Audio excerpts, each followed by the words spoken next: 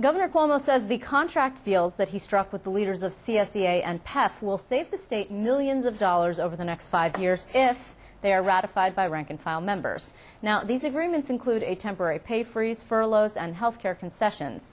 They also avert the layoffs of thousands of public employees. The governor insists that New York cannot afford the generous contracts of the past. But how meager are these contracts really when you look really closely at them? Here to discuss this more is the Empire Center's E.J. McMahon. E.J., it is good to see you. Oh. Now, look, I know I'm going to get reams of hate mail here, just by opening up this question. Join the club. I know that, well, good, we're in good company.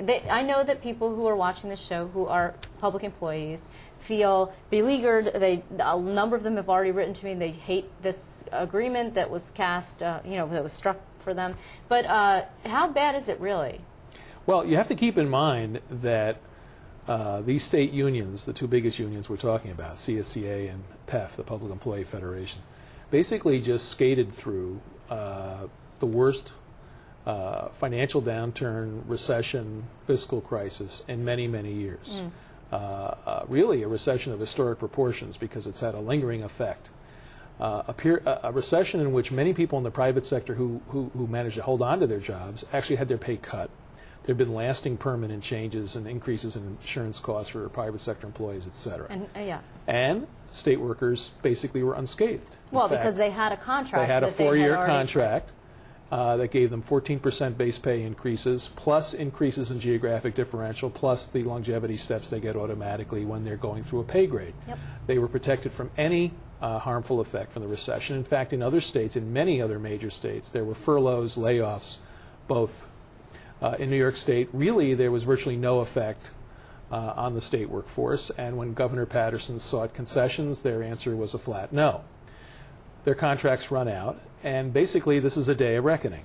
This is a belated catch-up, if you will, on behalf of the taxpayers for some shared sacrifice from the state unions. It is not, however. Now, what the governor had hoped was to strike this pretty austere deal with Council 82, which is a small union that represents like SUNY police and some environmental protection, peace officers, and some other folks who are law enforcement-esque, if you will. Yeah. And it was actually, they hadn't had a contract in 6 years. Right. And there was some internal strife in that union, and Nick Reisman talked a little bit to them, to the breakaway group yesterday.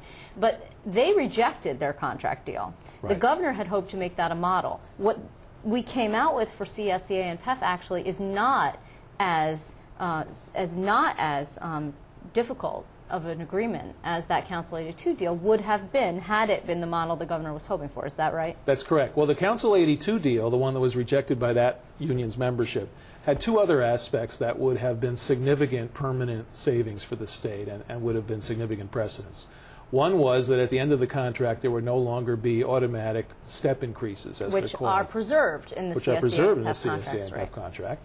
Just explain what those are again. Well, when you begin your career in government in a civil service pay grade, you're a grade 10, a grade 8, a grade 14, you progress through 6 steps from the hiring rate to the job rate, and you basically get a pay increase every year. In fact, you get 2 pay increases every year most years. You get whatever the base salary increase is for everybody, plus you get an added step, as it's called, because you're moving up the ladder from your hiring rate to what's called your job rate. Now, in the public sector, it varies. Teachers spend most of their careers going every single year. They have 20, 25, 30 steps. In state government, it's more like 6 when you begin in a grade. So if you get a promotion and you go from one grade to another, you start this process again and you go up in steps. Right, okay. So those raises are preserved. Council 82 was not going to have steps anymore. Now that's a law enforcement union, and so they tend to spend less time on steps. But they were not going to get steps anymore. Also, there was a change. It's a little elaborate to explain, but there were changes in the way sick leave, unused sick leave, is calculated and used to basically bank or buy retiree health insurance credits. And it was going to do if you spread that to the whole workforce, that would have been a significant savings for the state in retiree health insurance So costs. They actually did well. I mean, we saw Dan DeFredericis yesterday, who's the head of this breakaway group, say, well, we think this is moving in the right direction well, because it's a lot better than CSEA and PEF, CSEA and PEF members who are right now in the process of actually voting, because of the way that this works, it's not that you go into a booth and pull a lever, it's that you vote by mail, actually, I think. So they're in the process, and they're not thrilled. I mean, you're talking no raises, you're talking 9 days of furloughs, but then subsequently there's actually a pay bump in the back end. So right. Not all of them are without pay those days. Well, you basically all of them you take 5 unpaid days off. And by the way, basically, again, compare this to the private sector. People had pay cuts and often didn't get furloughs. Here's a pay cut, keep working. Basically, you get 5 more days off. And by the way, state workers get a lot of days off to begin with compared to private sector workers. You get 5 days off without pay. That 5 days' pay will be spread across more of your paychecks to create a percentage reduction in your pay. And then next year you have to take 4 unpaid days off. You're going to get reimbursed for those 4 days the following year. So what's the net effect of this? Basically, the net effect of the furlough days is that you're temporarily giving up a portion of the last year's raise you got under the last contract. You got a 4% raise a year ago in March 2010. You're going to give part of that back for 1 year to the state of New York. Then you're going to make an interest-free loan for a 4-day period, which you will be repaid on at a time when interest rates are low. So this is getting off fairly lightly, all things considered. And there's a pledge of no layoffs, although the governor significantly did stipulate, according to his press release, that the no layoffs didn't include jobs that might be lost due to prison closures or facility closures or agency consolidations. Right. So here's the interesting thing. The governor could have gone completely nuclear. There are other governors that are doing that. Right. Scott Walker, for example, we spent a lot of time talking about him. He's a Republican from Wisconsin. Right. There are many political reasons as to why Andrew Cuomo probably is not going nuclear.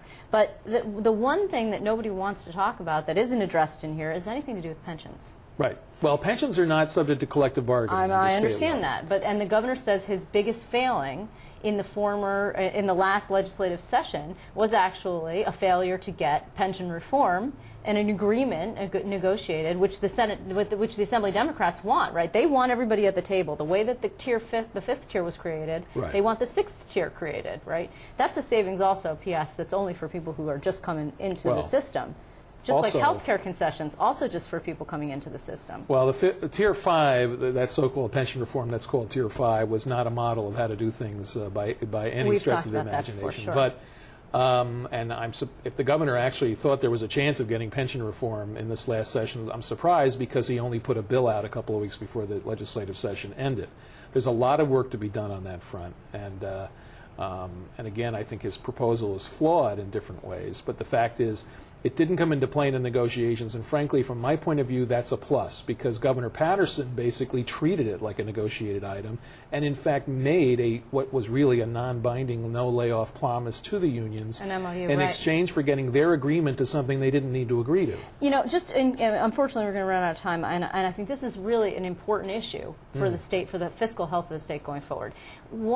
If you were to grade the governor's approach here in terms of being able to put the state on sound fiscal footing for the next 5 years, did he accomplish what he says he managed to accomplish? He accomplished what he needed to do. Yeah, grading it, you have to grade on a curve. He was subject to self-imposed limitations. His self-imposed limitation was that he was not going to seek any structural change. For instance, a change in the state law known as a Triborough Amendment that says you keep getting steps even when a contract's expired. Or collective bargaining, which is what Scott Walker did. He was not going to change the terms of collective bargaining or impose statutorily a minimum health insurance contribution, which is what the Democratic legislature in New Jersey agreed to do with Chris Christie. Right. He's not going after any structural reform so far of any kind.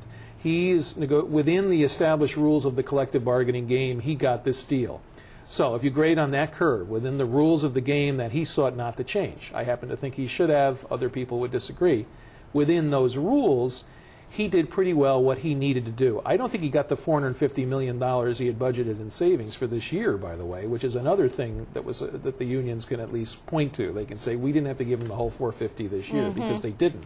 But I think he got the savings, both temporary and a small amount of permanent recurring savings, or a medium amount of recurring savings, that he needed to make his financial plan, improve his financial picture for the next few years. Right. Okay. Well, E.J. McMahon, thank you for being with us. Of course, you'll be here again, and we'll talk to you again about it, because if, in fact, that $450 doesn't materialize, it could be a problem. It was in the budget, no?